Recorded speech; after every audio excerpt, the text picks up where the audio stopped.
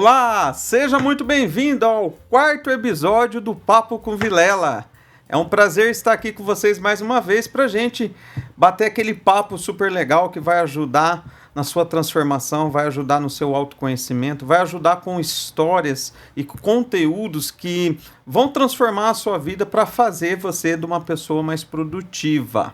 Tá bom? Antes de nós iniciarmos, é importante você ainda que não se inscreveu no meu canal, se inscreva, compartilhe, curta e deixe as suas perguntas para que nós possamos fazer esse conteúdo chegar a mais e mais pessoas, beleza?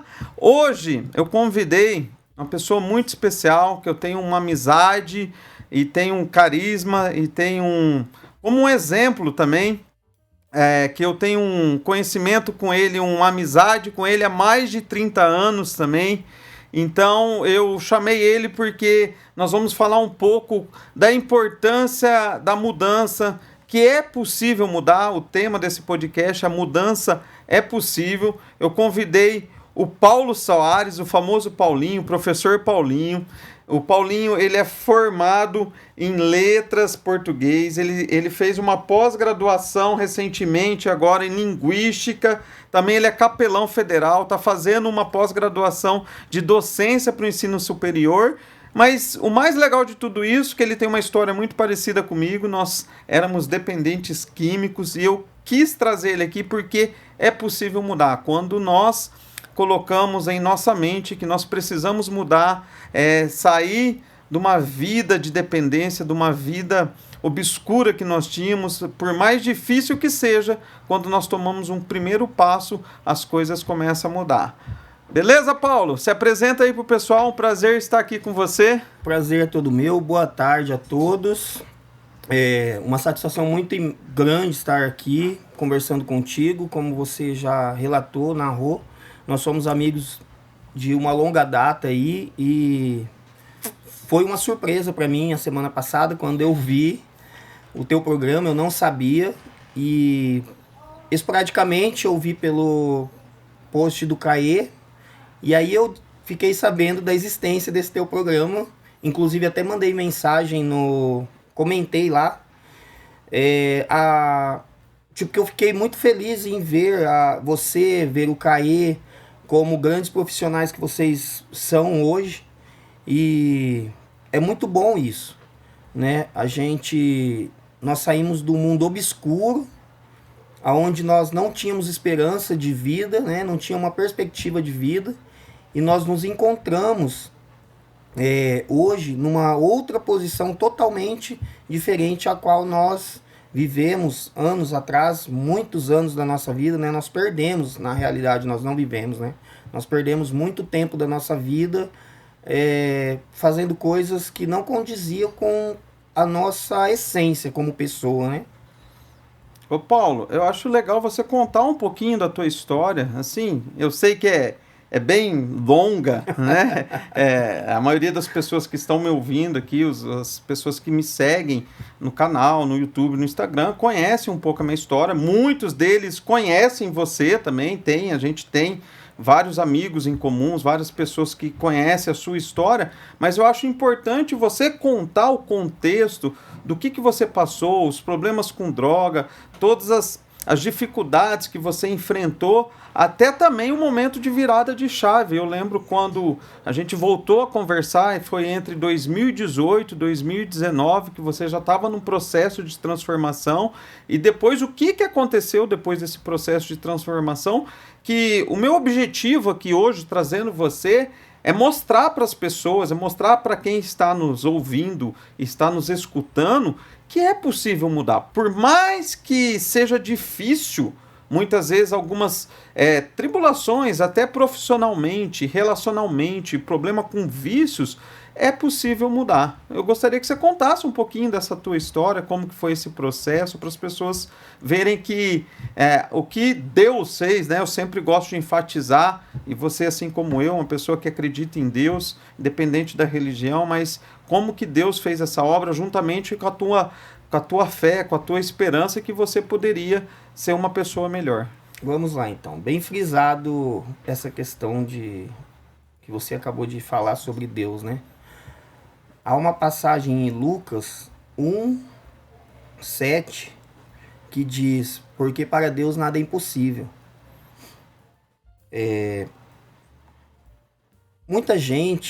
Muitas pessoas, elas entram no mundo da droga por influência, por querer participar de algum certo grupo. Comigo foi um pouco diferente, porque dentro de casa sempre existiram vícios da parte dos meus pais. Então, a minha mãe, ela tinha problemas com álcool, o meu padrasto, ele também tinha problemas com álcool e ele vendia drogas. Então, eu cresci num ambiente que tudo me proporcionou a vida que eu tive por muitos anos. Não a culpa não é 100% deles, mas isso influenciou muito no meu crescimento ali como pessoa, porque eu, quando criança, eu já me deparava com várias situações dentro da minha própria casa, e com certo tempo eu comecei a beber, primeiro, né, foi a porta de entrada, e conforme foi passando alguns anos, eu fui me aprofundando nas drogas, até chegar no crack. Com os meus 16 anos eu comecei a fumar crack, aos meus 17 eu já estava viciado, eu já comecei a subtrair coisas de dentro da minha casa, e aí fui para as ruas. Então, e aí nesse vício, eu fiquei 20 anos. Então, cheguei a situação quase de rua, porque, embora eu tinha minha casa, eu vivia mais fora de casa, porque propriamente dito, dentro de casa, por conta de toda a situação. E tive uma vida no mundo do crime por 22 anos, mais ou menos, onde desses 22 anos eu passei 9 anos dentro de um presídio. Só que eu sempre tive um desejo de mudança. Por mais que eu não conhecia o Deus que eu conheço hoje, eu sempre tive esse desejo dentro do meu coração. Que eu não queria permanecer naquela vida para sempre. Mesmo eu não tendo perspectiva de vida, enxergando um palmo além do meu nariz. Algo dentro de mim me impulsionava isso, a me fazer querer sair daquela vida. E aí, as consequências também de tudo, né? Cadeia, já estava cansado de sofrer, vamos dizer assim, o sofrimento. Cansa muito, não, né, Paulo? Sim, não somente o meu sofrimento, mas conseguir olhar ao meu redor, ver o sofrimento que eu estava causando à minha família, as pessoas que me rodeavam. Então tudo isso foi me fazendo querer mudar de vida, sair da posição que eu estava. E aí um grande amigo meu, que já não mora mais aqui em Maringá, ele mora na cidade de Barra Velha, em Santa Catarina, ele me fez um convite. Ele sabia da minha situação, eu recém tinha saído de uma prisão, foi a última que eu passei. Foi em 2017, né? Foi 2015 e perdurou até 2017. 2017 foi quando eu saí. Eu lembro. E aí ele me convidou, ele falou, ó, se você quer uma mudança, a hora que você quiser mudar de vida, que você quiser deixar dessa vida que você leva, eu tenho um lugar para você aqui. Eu conversei com um pastor, ele abriu uma vaga social para você numa casa de recuperação aqui onde eu moro. E eu confesso, eu não queria. Tipo, aquela luta que a gente quer por consequências, por remorso de muita coisa que acontece no nosso dia a dia. Mas na realidade eu não queria deixar aquela vida. Porque eu estava aprisionado à droga. Então às vezes a vontade nossa é deixar, mas a prisão ela é maior do que a nossa vontade. E aí eu falei, não, eu não vou. Aí acabei indo para uma casa de recuperação na cidade de Londrina. Fiquei lá bem pouco tempo e saí. Voltei para Maringá. Quando eu cheguei aqui, o meu padrasto havia sido assassinado. E aí foi um baque para mim. Quando eu soube da notícia que ele havia sido assassinado. Eu falei, não quero continuar nessa vida. E liguei para esse meu amigo. Conversei com ele, falei para ele que eu queria uma mudança, que eu queria sair da vida que eu estava levando. Eu não tinha nem dinheiro para pegar o ônibus. Ele se dispôs a pagar minha passagem, me levou para casa dele. Fiquei 3 dias na casa dele lá, conhecendo alguns lugares dentro da cidade ali e tal. E aí no 3º dia ele me levou para casa de recuperação. E é muito engraçado, porque ele me levou no dia 1º de abril, que é o dia conhecido como o dia da mentira. Então hoje eu brinco com as pessoas, todo dia 1º de abril eu faço um outro aniversário, porque eu tenho o meu de nascimento, dia 25/3, e eu tenho o meu segundo nascimento, que foi dia 1º de abril. De 2017. De 2018. 2018, que foi um ano nessa pegada até que eu me decidi ir embora e mudar de vida. E aí eu brinco com as pessoas, eu falo, parece mentira, mas não é. Porque eu cheguei na casa de recuperação no dia 1º de abril de 2018. E ali começou a minha transformação. Eu já havia tentado de outras formas, outras maneiras. Foram 6 anos lutando. Uma pessoa que teve uma vida de 25 anos dentro no mundo das drogas. Eu destaco o crack, por quê? Porque o crack a gente sabe que é o fim da linha. Eu sempre falo que o crack é a rapa do chifre do capeta. Exatamente. Ele fez e não experimentou. E então o crack é o fim da linha.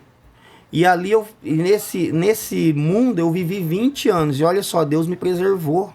Quantas pessoas a gente sabe, tanto da nossa época, que já não estão mais entre nós, que não durou, sei lá, 3, 5 anos nesse mundo. Às vezes até aqueles que, recentemente, uns 3, 4 anos, um conhecido em comum nosso, ele ficou um tempo e na recaída, quando voltou, teve uma overdose e morreu, né? E são bastante as pessoas que a gente conheceu, né? Infelizmente. E aí eu fui para essa casa de recuperação, foi uma bênção na minha vida. Fiquei o tratamento todo. Isso é muito importante porque a gente não desistiu, né? Não desisti. E a gente sempre frisa o quê? A ponta do iceberg. Então é o que a gente consegue ver, que nós conseguimos ver, é a ponta do iceberg. Mas o que está abaixo do mar a gente não consegue visualizar. Então dentro desse lugar foi falado isso para mim. E aí eu comecei a fazer uma introspecção da minha vida, olhar para dentro de mim e do meu passado e começar a fazer consertos interiores dentro de mim que estavam mal resolvidos, porque era o que estava abaixo do mar. Eu só conseguia ver o problema acima do mar, a ponta do iceberg, mas o que estava para baixo. A causa do problema você não parava para pensar, Exatamente, né? Eu nunca havia parado para pensar. Eu só mirava o problema e era aquilo, a minha vida é essa e tal, enfim. E quando eu fui para lá, eu comecei a ter esse tratamento de olhar para dentro de mim, consertar o que estava mal resolvido, e Deus foi trabalhando. Eu sempre quis ser professor. Inclusive, desde sempre, eu nunca deixei de estudar. Com todas as cadeias que eu passei, você estudava, várias penitenciárias que eu passei, eu sempre estudei, eu nunca deixei de estudar. Quando eu saí, um pouco antes de eu sair da casa de recuperação, terminar meu tratamento, o pastor dessa casa, ele abriu um projeto social que cuidava de crianças em situação de vulnerabilidade. E ele me colocou lá para trabalhar, para dar aula, porque ele sabia que eu já falava o idioma espanhol e eu sabia lecionar esse idioma. E ali eu comecei a me desenvolver profissionalmente. Tipo, começou como algo, assim, voluntário, para uma casa que acolhia crianças em situação de vulnerabilidade e que se tornou algo sério. Porque ali eu entendi a importância de um profissional da área da educação. Na vida, né? Na vida. Eu digo que Deus, ele me libertou do crack, das drogas, né? No geral. E a educação me tirou do mundo do crime. Porque quando eu me deparei com essa realidade, eu entendi que tudo aquilo que eu sonhava para minha vida era possível. Porque eu estava começando a viver algo que eu nem imaginava que eu estaria vivendo hoje. Mas começou ali. Então começou quando? Quando eu me decidi mudar. Eu dei o meu primeiro passo. E perseverei. Isso é muito importante na vida de qualquer pessoa que passa por alguma situação de qualquer tipo de vício. Porque às vezes a gente fala vício, a pessoa fala assim, o cara é um dependente químico, é um alcoólatra, tal. Ó, vou dizer uma coisa muito importante aqui, eu acredito que tenha alguns pais nos ouvindo. Claro que a geração é outra, mas na minha época, eu comecei a roubar para poder jogar fliperama. Porque eu não tinha condições de comprar uma ficha, que na época, se eu não me engano, era 25 centavos, 50 centavos. Era mais ou menos isso. E eu não tinha condição financeira para comprar. Eu já era viciado em videogames. Eu gostava de jogar fliperama. Então, o que eu comecei a fazer por conta desse vício? Pular na casa dos vizinhos e roubar cascos de cerveja. Porque naquela época, o casco de cerveja, o engradado, era moeda de troca. Né? Então você levava um engradado lá, uma quantidade de engradado para o bar, o próprio dono do bar comprava e trocava em fichas com você. Fazia uma permuta, né? Fazia uma permuta. Olha só, na minha inocência, eu roubava para poder sustentar um vício que eu já tinha. Momentâneo. Momentâneo, né? Que era o vício de um jogo. Mas hoje o vício está aqui, é um dos vícios que as pessoas não têm tratado. Hoje, graças a Deus, vamos dizer assim, o celular está dentro da casa, está na mão dos filhos, que é um perigo também. Na minha época, eu fui para o mundo do crime, eu fui roubar. Hoje, isso aqui, como você disse, o celular, ele está separando os pais dos filhos dentro da própria casa. E não só os pais, né? Não só os pais. Só para você ter uma ideia, Paulo, presta atenção. Eu, nos meus treinamentos de gestão de tempo que eu dou, eu deixo um tempo especial só para falar o tanto de tempo que as pessoas perdem no celular no dia a dia. É importante para você limitar o uso do celular. Tecnologia é importante, a inteligência artificial é importante para a nossa produtividade, para o nosso desenvolvimento, mas o excesso de informação, o excesso do tempo gastado em coisas que não te edificam, em coisas que não vão gerar transformação, não vai melhorar o seu relacionamento, não vai fazer você ficar melhor profissionalmente, impede o teu crescimento. Então é importante você ter um limite ali razoável para que você possa acessar o seu celular e usar o celular de uma maneira muito produtiva e não prejudicial, que existem pessoas hoje que ficam 15, 10 minutos, ou quando deixam o celular em algum lugar, as pessoas começam a tremer. Já existem clínicas para tratamento de pessoas dependentes em redes sociais e aparelho celular e mídias.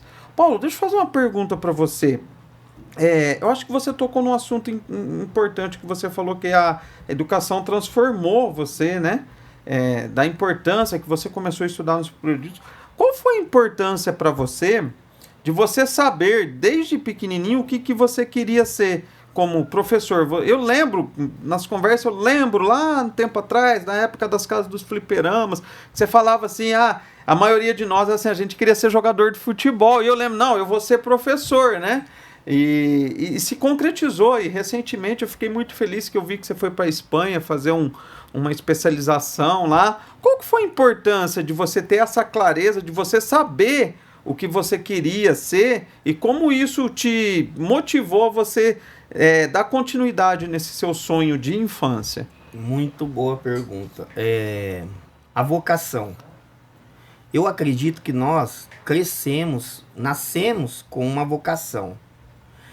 Por mais que nessa caminhada da nossa vida aconteçam adversidades, mas dentro de nós nós sempre sabemos quem nós somos e aonde nós queremos chegar. Existem os impedimentos, vem de tudo quanto é lado, mas a gente sabe quem a gente é. E isso eu sempre tive comigo.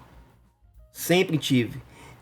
Agora você me fazendo essa pergunta, eu tive uma recordação de quando eu era criança. Eu chegava da escola, eu estudei no instituto, e eu atravessava o Parque do Ingá ali por dentro, porque eu morava na Vila Operária ali, na Paissandu.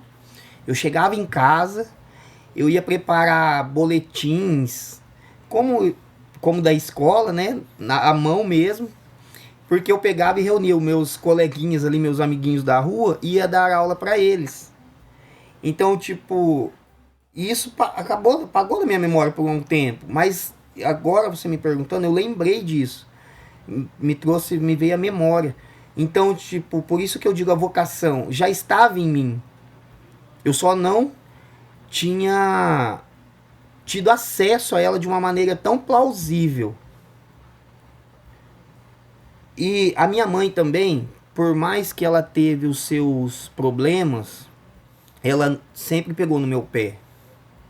Ai de mim se minha mãe fosse chamada na escola. Era um problema que eu arrumava em casa. E eu sempre fui um cara eu era assim, ó, dentro da escola. Eu fazia bagunça. Como toda criança, todo adolescente. Mas eu não era um cara burro. Por quê? Eu fazia tudo que era mandado, que era pedido, e depois eu ia fazer as minhas bagunças. Teve uma época que 2 amigos nossos em comum, que você conhece, eu vou até falar quem são, o Kaká e o Duda, eles queriam me reprovar. O Kaká é irmão do Nona? O irmão do Nona. Por que eles queriam me reprovar? Olha só, eles queriam que a professora me reprovasse, na verdade. Porque eu faltava muito, eu matava muita aula. Isso não é exemplo para vocês, tá? Crianças que estão assistindo, adolescentes. Mas eu matava muita aula por conta do vício do videogame. Ali perto da escola tinha bastante locadoras. Se eu não me engano, era o Games e tinha Advance. Então eu matava aula e corria para essas locadoras de videogame. Só que, como eu falei, eu fazia todas as coisas dentro da escola. Eu prestava atenção na aula e eu ia bem nas provas. Então eu passava com as notas boas. E o limite meu de faltas não alcançava para eu ser reprovado. E eles ficavam indignados, porque eles ficavam de recuperação e eles não faltavam. Então eles queriam que eu me reprovasse, que os professores me reprovassem. Então eu acredito assim, que a educação, eu sempre gostei de estudar, sempre gostei de adquirir conhecimento. Né? No decorrer da vida com as coisas, o caminho foi meio que tortuoso. Meio que você foi escondendo esse talento teu, né? Foi enterrando, né? Na verdade, que é algo que eu já tinha.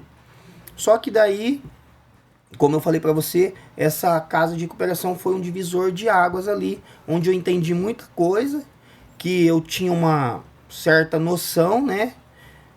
E trouxe pra minha vida. Isso foi a mudança de chave. Por quê?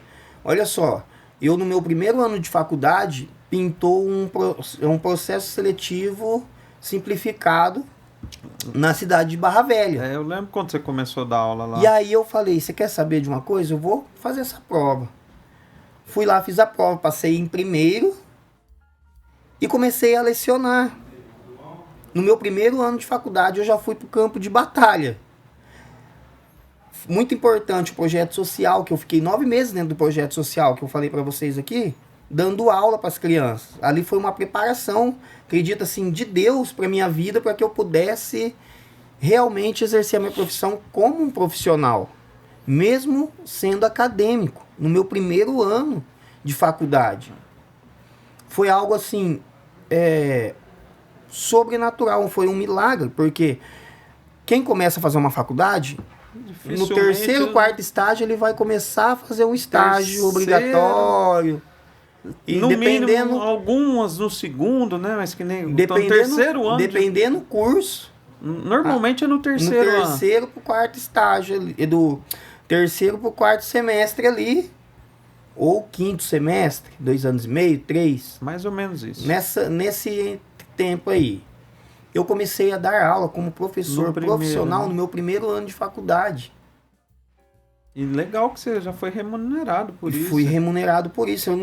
Eu não cheguei a fazer o estágio. Eu já estava em sala de aula, exercendo a profissão que eu sempre quis para minha vida. E, cara, foi muito bom isso pra mim. Porque ali eu tive contato com crianças, adolescentes, que vieram de um contexto como o meu. Então, a minha preocupação era além do profissional. Porque eu olhava para aquelas crianças e pensava, como eu posso fazer para poder ajudar essas pessoas, essas crianças, esses adolescentes, a entenderem que às vezes o caminho que eles estavam querendo ir não era bom. Porque o Estado é laico. Nós não podemos professar a nossa fé. Eu sou cristão. Então, eu tinha que ter esse jogo de cintura para poder conversar com os meus alunos e explicar algumas coisas para eles da vida, da transformação, da tua transformação. Para tentar mostrar para eles que aquele caminho que eles estavam começando a pôr o pezinho ia acabar em morte.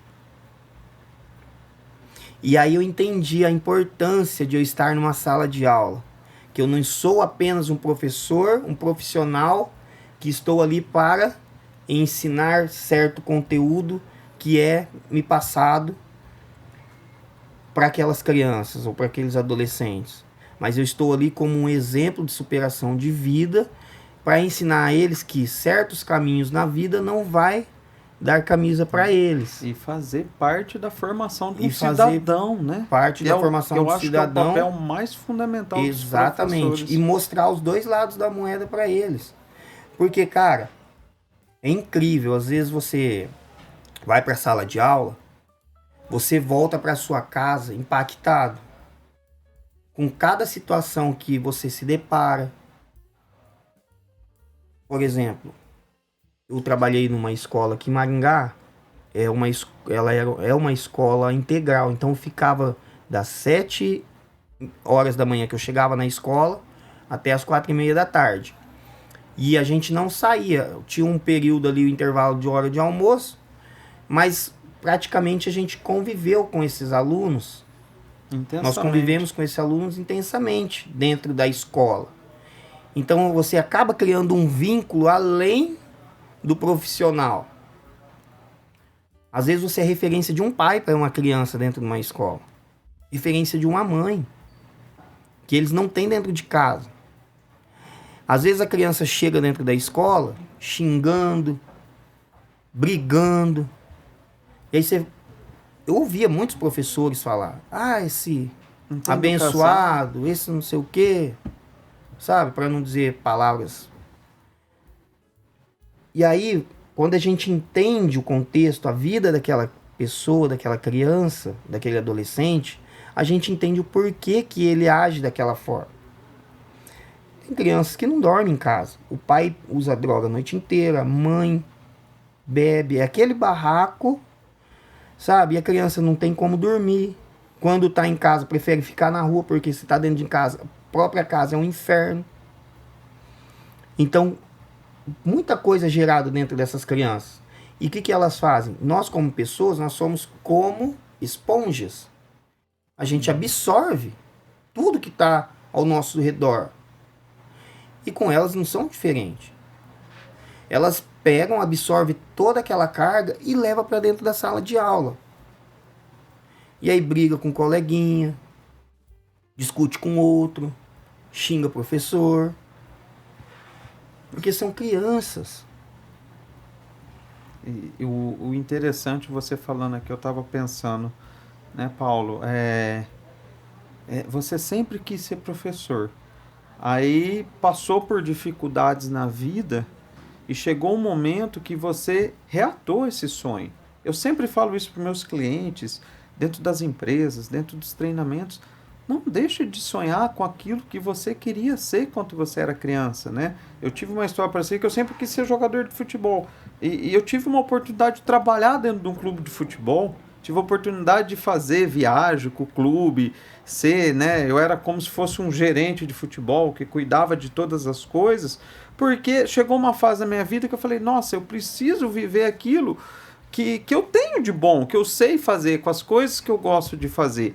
E isso é muito importante. Então, acredite, acredite que é possível mudar, por mais difícil que seja, por mais difícil que muitas vezes você pode estar passando por um momento de dificuldade na sua vida agora, mas não deixe de sonhar aquilo que você sempre sonhou. Você sabe por quê? Porque você está falando com duas pessoas aqui que vieram de uma vida tenebrosa, né?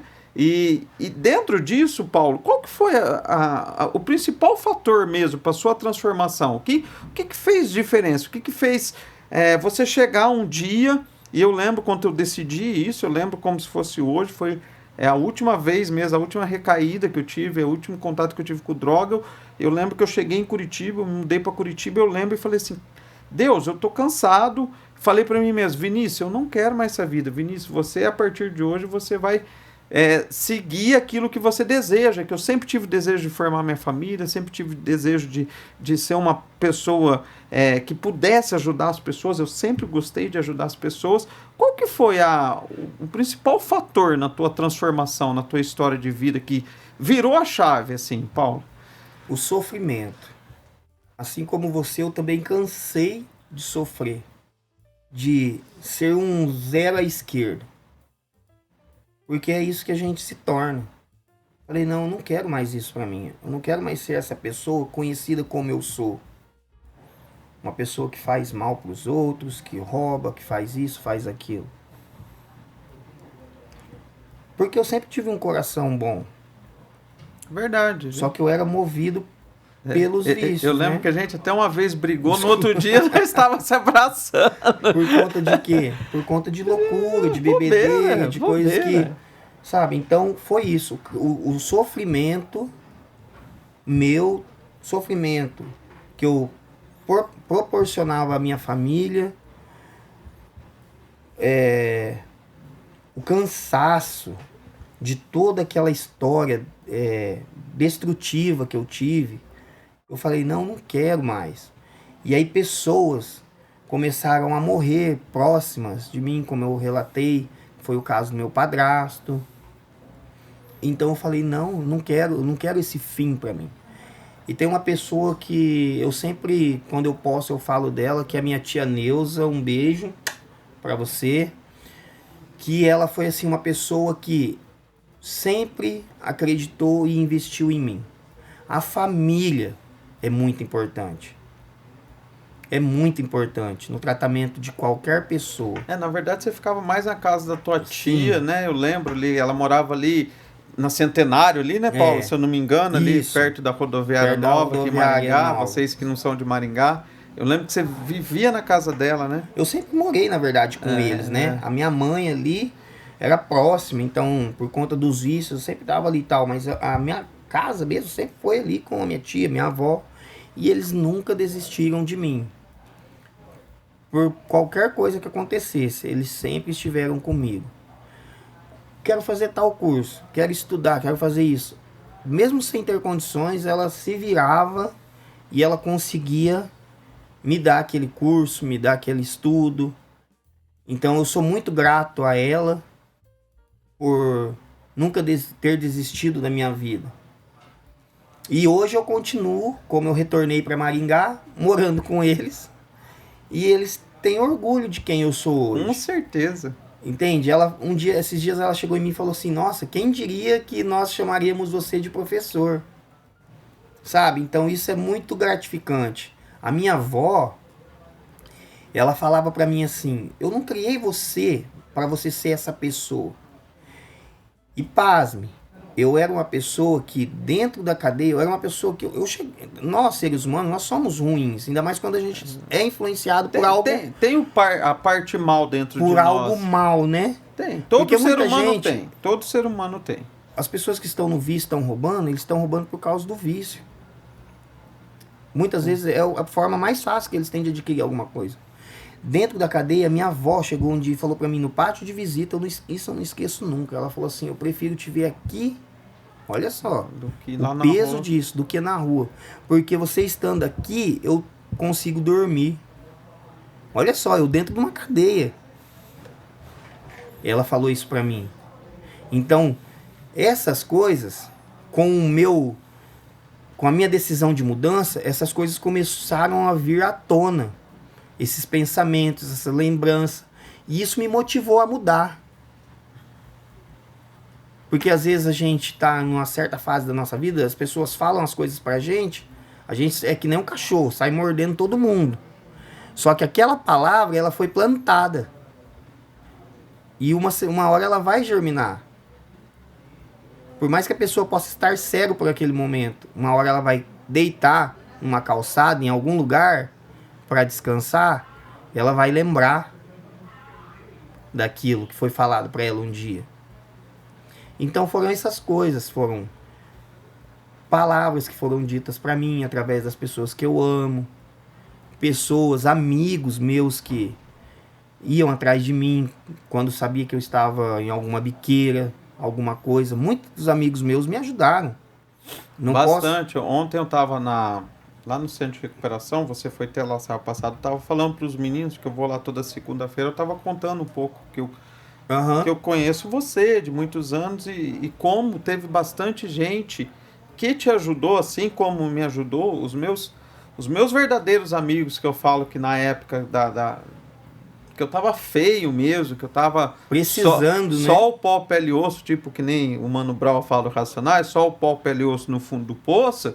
Os meus amigos verdadeiros me encontravam na rua e falavam, eu vou encontrar você assim, eu vou te bater. Você tem que mudar de vida, vamos lá. E que iam atrás de nós quando a gente estava nas biqueiras, afundado, né? E eu acho que é importante, muito legal muito você ter falado isso. Muito importante ressaltar isso.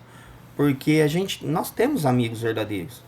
Porque às vezes a pessoa acha que o amigo verdadeiro é aquela que está contribuindo para a desgraça dela. A pessoa está vendo que você está caminhando para um fundo de poço e ela está te empurrando. E você está, ó, que legal, né? Não, o verdadeiro amigo é aquele que fala, ó, acorda, ó para onde você está indo. Para com essa vida, muda de vida. E é que nem eu falei, às vezes a gente está que nem um cachorro, um pitbull. A pessoa vem... Porque nós estamos cegos. Tá, a pessoa vem falar alguma coisa pra gente, a gente já sai tacando pedra, já sai mordendo, entendeu? Ferindo até as próprias pessoas. E hoje, olha só o trabalho que nós fazemos, né? Tanto você quanto eu. Hoje eu vou em casa de recuperação, eu estou no presídio. Por que a importância de tudo isso? Pra gente lembrar de onde Deus nos tirou, por tudo que a gente passou, pra gente não voltar mais. E poder dar esperança às pessoas. E dá, viu, Paulinho? Porque é assim que essa mudança é gerada dentro das pessoas. Elas precisam ver. Uma coisa que eu digo para as pessoas, eu sou cristão. Eu entendo que existem ambientes que não é legal eu estar. Só que, por exemplo, eu tinha meus companheiros ali, meus colegas de trabalho. Na época de pagamento, eles vão para algum bar e tal, eu ia com eles. Eu trabalhava com eles o dia todo, o dia inteiro, mês a mês, segunda a segunda. Então eu falava, não, eu vou ao bar com vocês. Chegava lá, eles pediam uma cerveja, pediam, sei lá, um drink e tal. E eu aqui com a minha garrafinha de água, com o meu suco, e eu como bastante. E aí a comida. Então assim, nós precisamos estar próximo das pessoas. Eu acho que é um erro quando a pessoa, Deus trabalha na vida de uma pessoa e ela se liberta, ela se vira as costas para os demais. Isso eu acho um erro grotesco que não deveria de haver. Eu entendo, nós entendemos. No começo é bom, né? A gente afastar não vai sair pouquinho, de dentro, né, Paulinho? isso, a pessoa não vai sair de dentro de uma comunidade terapêutica. Eu vou lá no bar, eu vou lá na biqueira, evangelizar o cara, ou falar que o cara precisa mudar de vida. Eu sempre aconselho isso. Tudo no seu tempo. Isso é uma grande burrice de um ex-dependente químico. Cara, olha só. Dentro da minha casa, minha mãe fumava pedra. Meu padrasto fumava pedra. A casa era um covil. Tinha de tudo, todo tipo de pessoa que você imaginar, você encontrava lá. E aconteceu isso comigo uma vez. Hoje eu entendo que foi um trabalhar de Deus na minha vida para que hoje eu possa estar indo nesses lugares resgatar as pessoas. Foi um processo que eu passei. Mas nem todo mundo Deus trabalha igual. E um dia eu peguei e levei os irmãos da igreja lá, falei, vamos lá em casa. Olha só, um nóia falando dos outros nóia. Vamos lá em casa e vamos evangelizar lá, tem um monte de nóia lá, olha só, desse jeito. Vamos lá salvar todo mundo, né? Na minha cabeça, medíocre, infantil, né? Imatura. O que aconteceu? Os irmãos foi lá, fez oração, para quem quis oração, conversou e tal. E aí, acabou, terminou, Deus abençoe, tchau, fui embora. E o bonitão aqui... ficou lá. Morava lá. Você entende? Era minha casa, mano. Que era um ponto de venda de droga e consumo de droga. Eu fiquei e os irmãos foram embora. O que aconteceu comigo? Teve recaído. Recaí. Até a próxima pergunta que eu ia fazer para você, dentro desse contexto, né? Qual foi a importância do seu ambiente, da mudança do seu ambiente, né? Não que a gente não abandona, eu acompanho você, né? Eu sempre vejo o que você está fazendo e eu creio que você também vê, né? Eu também vou em alguns lugares que eu acho que é importante para mim, até para mostrar para as pessoas, né? Lógico, eu tomo muito cuidado, eu não bebo, né? Eu entendo que um ex-adicto, principalmente dependente de química, não pode beber, que traz gatilhos neurológicos, faz a gente lembrar, não bebo, não fumo, sim. Mas o ambiente, eu tive que sair de Maringá igual você, eu tive que ir para um ambiente novo. Qual que foi a importância desse ambiente no seu processo de transformação? Ir para um ambiente novo. Porque muitas vezes as pessoas me procuram e perguntam, Vinícius, o que eu devo fazer? Normalmente eu pergunto, como que está o ambiente que você vive? Ah, a pessoa está muito ruim. Ou como que está o ambiente no seu trabalho? Meu trabalho, eu chego lá, eu já fico com depressão. Então, para a mudança, para a transformação, necessita ser um ambiente de crescimento. Qual que foi a importância dessa mudança do teu ambiente? Exatamente. Muito importante, 100% importante na minha vida. Relevante ao extremo. Porque se eu continuasse em Maringá, eu não conseguiria. Não, seria mais, poderia até conseguir, mas seria muito mais difícil. Né? Não conseguir é uma palavra que está fora do nosso vocabulário. Ia ser mais difícil. Tanto que eu tentei por várias vezes. Eu lutei 6 anos. Idas e vindas, recaídas e tal. 3 anos eu tentei. Então, Ficando aqui. Eu lutei 6. Né? Então, assim, quando eu saí do ambiente, que, vamos dizer, é o meu ambiente sujo, eu consegui me limpar. Então, o ambiente, ele é super importante. E isso que você acabou de dizer é assim, cara, de uma suma importância. Porque às vezes a pessoa está dentro de um ambiente de trabalho, ela precisa trabalhar, ela necessita, nós entendemos isso. Mas se aquele ambiente está me adoecendo, cara, eu não penso 2 vezes. Eu meto o pé. Porque eu não posso morrer dentro daquele lugar. E às vezes até quem é dependente vai descontar depois em alguma coisa, ou tem algum vício, algum problema, sai daquele ambiente. É o gatilho que a pessoa precisa, porque a gente sabe, a mente da gente mente pra gente. Quantas vezes a gente teve recaída e o que a mente falava? É só um traguinho, é só um gole. Eu tenho o costume de dizer, um caminhão pra mim é pouco, um copo é muito. Porque se eu começar a tomar, eu não vou ficar naquele copo. Eu vou pro fim do filme. Que a gente já foi e voltou várias vezes. Então a gente já conhece esse trajeto. Já sabe. Entende? Então a mente da gente mente pra gente.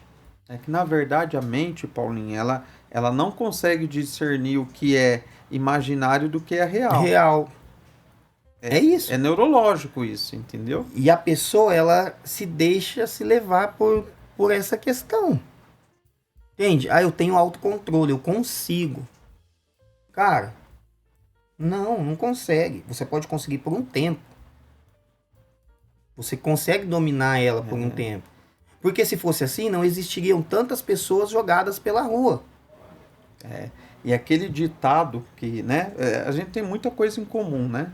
Eu fui criado pela minha avó também, você sabe disso, né? E graças a Deus também, igual você falou da tua família, foi a minha família que sempre investiu para eu ser o que eu sou hoje, a minha formação, o meu desejo de o amor pelo conhecimento que eu desenvolvi, porque minha família sempre me apoiou, sempre que precisou investir nisso, me deu educação boa, me deu condições de eu fazer minha faculdade. Estou terminando agora a segunda faculdade. E a vovó dizia assim: vovó Neide, vou lembrar o ditado que você sempre falou e a gente nunca escutou. E você que está ouvindo, meu querido, diga com quem tu andas e direis quem tu és. O poder do ambiente. O ambiente transforma. Se você está num ambiente de pessoas que puxam você para cima, você vai crescer junto com essas pessoas. Se você está num ambiente que vai puxar você para o mau caminho, para os vícios, ou um ambiente muitas vezes que não é salutar, um ambiente que não vai te agregar nada da sua vida, fuja desse ambiente, porque esse ambiente vai acabar muitas vezes frustrando a sua vida e os seus relacionamentos. É muito importante, muito, né, Paulo? Importante. Eu lembro quando você falou, engraçado nessas indas e vindas, a gente, em 2019, que eu falei para você que eu estava indo para Costa Rica, morar lá, você deu algumas aulas, dei trabalho pro Paulo, né, de espanhol, falava tudo errado, fala até hoje ainda, mas ainda eu aprendi um pouquinho, né? Me virei, morei 1 ano lá na Costa Rica, mas essa questão do ambiente, Paulo, fez a diferença na sua vida, como fez a minha, e hoje eu acrescento que isso foi tão bom que nós entendemos a questão do propósito, né? Que nós temos um propósito. Hoje, se eu perguntar para você qual que é o teu propósito e como que o teu propósito te ajuda na tua caminhada, no teu dia a dia? Cara, pergunta maravilhosa. Muito bom. Nós sabermos o nosso propósito de vida é o ponto principal para que a gente nunca mais voltamos a ser quem nós éramos.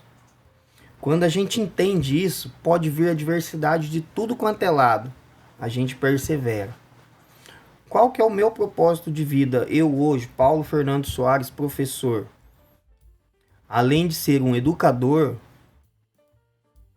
é ajudar as pessoas, dando esperança para os desesperançados. Hoje eu sou capelão federal, atuo na capelania social, então eu estou nas praças, como eu já falei aqui, estou nos presídios, levando essa esperança para essas pessoas, porque hoje entendo que o propósito de Deus, tudo que Deus me permitiu passar, era para que eu tivesse bagagem para hoje eu chegar numa pessoa que sofre com dependência química, com alcoolismo, com diversos fatores, moradores de rua, e poder falar para essas pessoas que há sim uma solução. Que a mudança é possível. Que a mudança é possível. Por quê? Porque se eu conseguir, qualquer um consegue. Se você conseguiu, qualquer pessoa consegue. Então nós precisamos estar próximo dessas pessoas. Sexta-feira, dia de sexta, eu faço um trabalho pelas ruas da cidade. Eu entrego alimento para as pessoas. Às vezes eu levo marmita, às vezes eu levo sanduíche, essas coisas assim.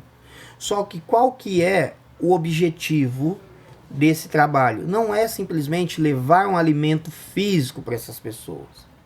É levar uma palavra através desse alimento.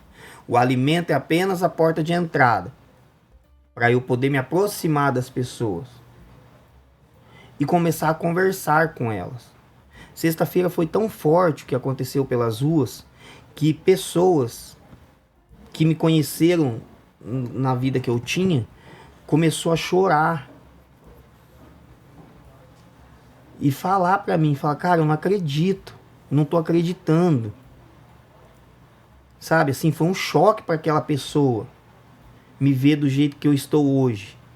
E levando comida para ela. Uma pessoa que eu usava droga junto com ela. Sabe? E ela começou a se quebrantar, a chorar, falar, cara, eu preciso mudar, eu preciso... A gente sabe que hoje, dentro dos presídios, mais que nunca, é infestado de celular. E nós temos redes sociais. Então, tem muita gente dentro desses presídios aí por aí, aos quais eu passei, que me tem no Facebook, às vezes no Instagram e tal. Eu não tesourei ninguém. Eu não ando mais com essa pessoa. Né? A minha cabeça, as minhas ideias não condiz mais com as ideias delas. A gente né? transformou. Hoje eu tenho um outro estilo de vida. Exatamente. Só que o que acontece? Eles veem as coisas, a importância das publicações. E sabe o que acontece? Eles me mandam mensagem. Cara, eu tô aqui, eu tô em tal lugar, eu tô preso, eu tô em tal, assim, assado. Às vezes tá na casa de recuperação, sai por um tempo. Assim, quando a gente sai de ressocialização, ou sai para fazer algum serviço fora pela casa e eles permitem o uso do celular, então eles veem as coisas, eles mandam mensagem. Cara, me ajuda, quando eu sair daqui eu quero mudar, ser igual a você, eu quero ter uma mudança de vida. Então esse é o meu propósito de vida. E o propósito, eu sempre falo, você saber o que você quer para sua vida, e aonde que você quer chegar, que foi a primeira pergunta, faz total diferença. Você sabe por quê? Porque a gente não perde o foco no caminho. Vai ter as dificuldades? Claro que vai. Vai ter os problemas? Claro que vai. Eu não tenho uma vida livre de problemas e de dificuldades. Um mar de rosas, não. Mas eu sempre falo assim, por que eu tô aqui? Né? E eu lembro muito bem quando eu tive... A primeira vez que eu queria sair das drogas, eu lembro que eu escutei, né, dentro da minha crença, né, mas a minha mente falando comigo mesmo, falou assim, Vinícius, você não foi criado para isso. Vinícius, você não foi criado para isso. E a partir daquele momento eu coloquei isso na minha cabeça, levei mais uns 2 anos e meio para mim realmente mudar de vida, e isso cega. E olha só, você falando, eu lembro, né? Quantos e quantos lugares que eu vou, às vezes as pessoas, pô, que legal, Vinícius, você lembra de mim? Eu tenho uma memória boa, pô, fulano, tal, né? Pô, que bom que você tá aqui, cara, tô aqui, ó, lutando aqui e tal, obrigado por você ter vindo aqui, obrigado porque você ajuda a gente, né? Esses tempos atrás eu encontrei um rapaz que já tá trabalhando numa clínica de reabilitação, ele fala assim, um dia você contou a tua história para mim, e eu falei assim, nossa, se o Vinícius mudou, por que eu não posso mudar? Ele falou recentemente isso para mim, tá fazendo técnico de enfermagem agora, já terminou uma graduação. Olha só o poder do propósito. Quando a gente entende o propósito, a gente não perde o foco. Perde o foco. E eu queria deixar assim uma última pergunta para você, porque isso motiva. Eu me motivo demais. Saber que as pessoas, né, dentro da minha vocação, que você falou, né, eu já pastoreei a igreja, hoje eu trabalho dando treinamento, mentoria, as pessoas agradecem pelo trabalho que eu faço de ajudar as pessoas. Como que o serviço ao próximo, né, que você faz, de ajudar as pessoas, te ajuda nesse dia a dia para a tua sobriedade, né? Porque a gente se motiva, a gente não tem nem cabeça para pensar assim, vou sair para tomar uma, vou sair para fumar uma baseada. Nem me passa mais isso na minha cabeça. Como que isso no teu dia a dia te ajuda, Paulo?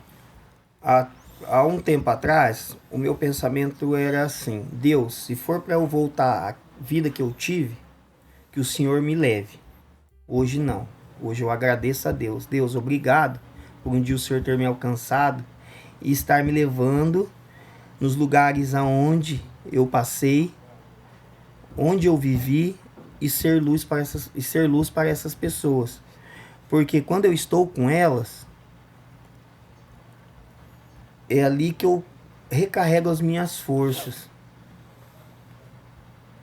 Eu vou fazer o bem e eu sou agraciado através da vida daquelas pessoas que elas nem imaginam o bem que elas estão me fazendo. É uma moeda de troca. Por que eu me disponho a levar alimento para essas pessoas? Pessoas que muitas vezes são como fantasmas para a sociedade. As pessoas passam diante delas e é como se elas não existissem. Sabe? Por que isso? Porque eu sou grato a Deus. Porque Deus fez na minha vida. Então, a forma de eu retribuir a Deus é eu ajudando os meus irmãos. Então, é uma moeda de troca. É uma moeda de troca. As pessoas não dão nada para aquelas pessoas que estão ali à margem da sociedade. Porque, às vezes, nunca parou para conversar com aquela pessoa.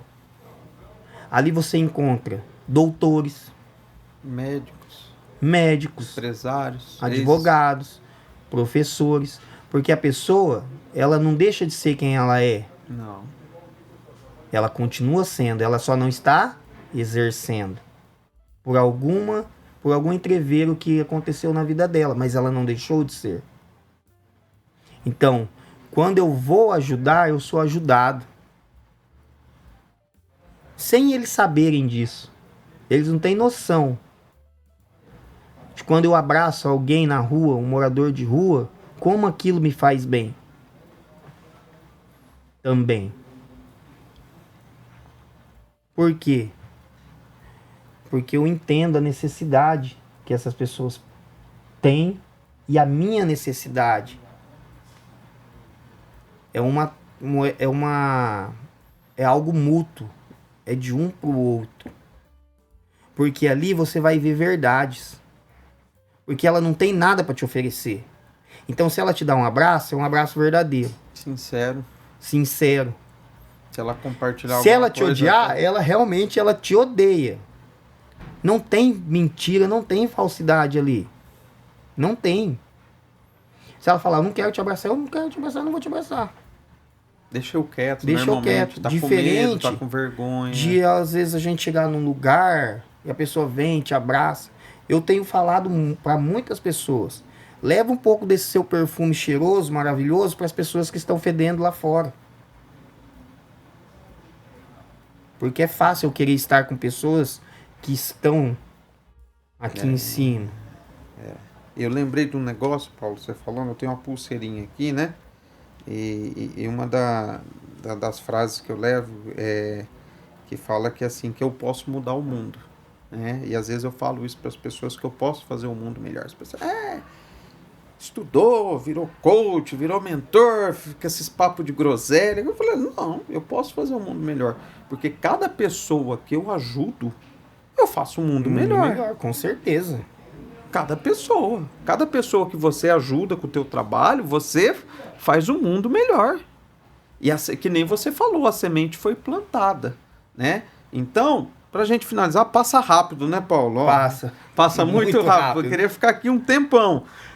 Mas deixa uma mensagem dentro do tema do nosso bate-papo aqui, que a mudança é possível. Deixa uma mensagem de esperança para talvez quem esteja nos escutando, que tá achando que tá difícil, que tá achando que não vai dar mais certo, que tá frustrado com alguém, com relacionamento, ou tá insatisfeito no emprego, ou não sabe qual que é o primeiro passo para fazer, para mudar, não sei, que tá passando por alguma dificuldade. Que mensagem você deixaria para as pessoas que estão nos escutando, que estão nos ouvindo? Eu vou deixar uma mensagem simples e sucinta para quem está nos ouvindo, que é: se apegue a Deus, independente de qualquer situação que você esteja enfrentando. Não desista do seu objetivo, da sua vida principalmente, porque quando a gente deixa de acreditar na vida, aí tudo acabou. Mas enquanto a vida há esperança. Então, persista, seja perseverante e continua. Que no momento certo vai romper e você vai conseguir vencer essa sua luta que você está passando agora. É isso. A gente sabe que tem muito mais coisas, mas o tempo é curto, como você falou. Mas a mensagem é essa: enquanto a vida há esperança, não desista, que tudo vai dar certo. Persevera. Paulo. É isso? Obrigado, meu querido. Eu que agradeço. E vamos mais pra frente, você vai voltar aqui pra gente contar, porque eu acredito que esse bate-papo vai tocar muitas pessoas, porque é possível, né? Eu fico muito feliz mesmo, quero te agradecer, porque toda vez que eu vejo um vídeo teu de uma conquista sua, eu mando uma mensagem. Não é porque eu tô aqui, eu falo, Paulo, tô feliz, que Deus te abençoe, porque a gente sabe o que a gente falou, mas a gente nunca desistiu daquilo que Deus tem preparado para nós. Eu queria, se possível, só fazer um adendo aqui. Se alguém que está escutando a gente, assistindo, e estiver precisando de ajuda, entre em contato, me procure. Nós temos uma equipe de capelães em Maringá. Às vezes eu não vou poder estar indo, mas tem os irmãos que vão poder estar indo, dando uma ajuda, um suporte. Se você tem um filho nas drogas, precisa de uma internação, nos procure. Tá aí meu Instagram, entre em contato comigo e a gente vai tentar ajudar de alguma forma ao teu familiar, quem quer que seja. Beleza? Pessoal, muito obrigado. Mais um bate-papo concluído com sucesso, tá? Não deixe de compartilhar. Você que conhece alguém, como o Paulo falou assim, que está precisando escutar, esse foi um bate-papo um pouco diferente do que eu trago, mas a ideia é trazer várias pessoas que trabalham em diversos lugares, tanto como empresários, como professores, como profissionais liberais, e também com histórias igual a minha, histórias igual do Paulo.